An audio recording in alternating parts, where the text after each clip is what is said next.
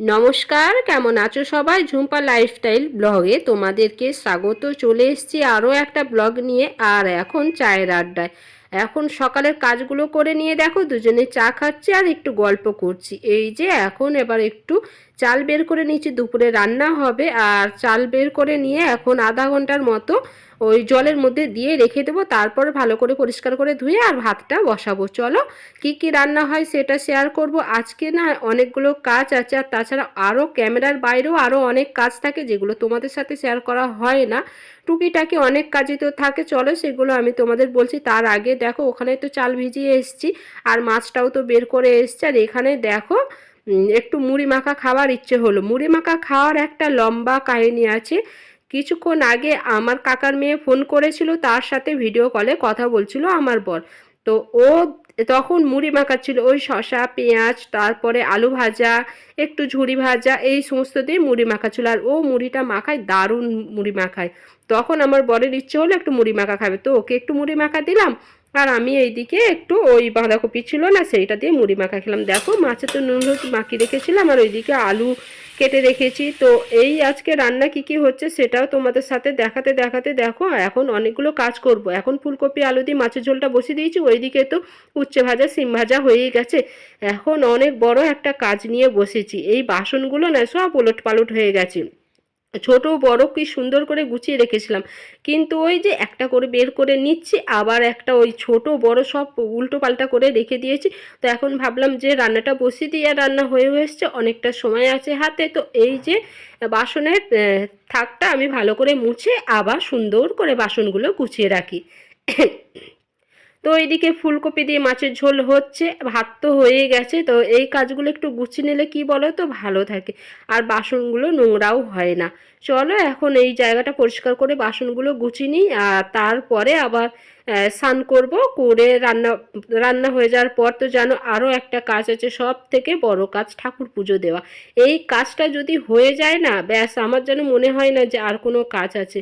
তো অনেকটা দেরি হয়ে যায়, তার জন্যই ওরকম তাড়াহুড়ো করে এই কাজগুলো করি, করে ঠাকুর পুজোটা দিয়ে দিই। কিন্তু ঠাকুর পুজোটা দেওয়ার পরে যদি এই সমস্ত কাজগুলো করি না, তো দেখেছি সময়টা অনেক পেরিয়ে যায়। ও করছি তো করছি, অনেকটা ধীর হয়ে যায় কাজের, মানে ফাঁকি বেশি মারি। এই তো চলো সুন্দর করে বাসনগুলো গোছানো হয়ে গেছে। চলো তোমাদের একটু দেখিয়ে দিই। এই থাকটায় না বাসনগুলোই রাখি, ছোট বড় সব সুন্দর করে গুছিয়ে নিয়েছি। আর নিচের থাকটায় না এই মশলা, তারপরে আটা ময়দা তেল লঙ্কা হলুদ চিনি চা পাতা তেজপাতা আর কি যা যা লাগে রান্নার জিনিস সেগুলো সব রেখেছি। চলো এখন মাছটাও দিয়ে দিলাম, ধনে পাতাটাও দিয়ে দিয়েছি, মাছের ঝোল রেডি হয়ে গেছে, নামিয়ে।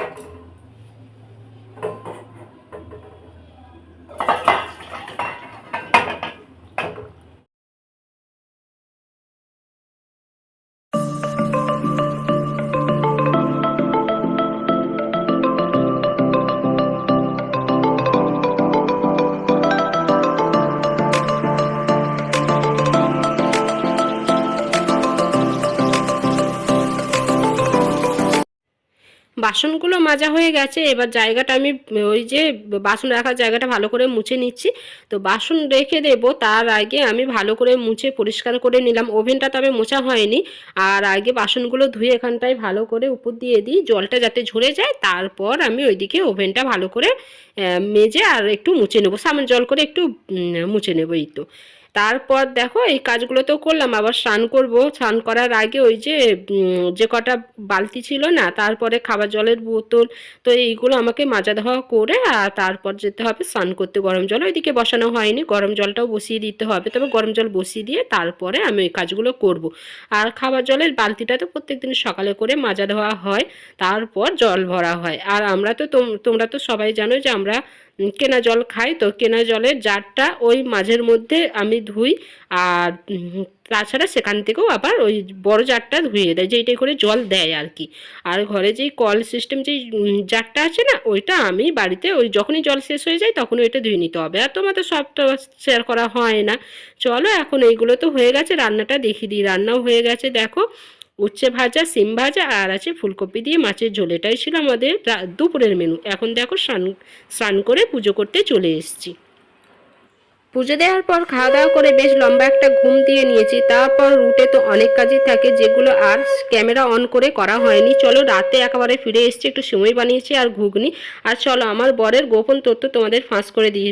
ক্যামেরা তখন অন ছিল না, আমার হাতে নেল পলিশ পরিয়ে দিয়েছিল, তো সেটাই তোমাদেরকে শেয়ার করলাম। চলো আজকে ব্লগটা এই অবধি। যদি আমার এই ব্লগটা ভালো লাগে লাইক শেয়ার কমেন্ট সাবস্ক্রাইব করে দিও আর আমার পাশে থেকো।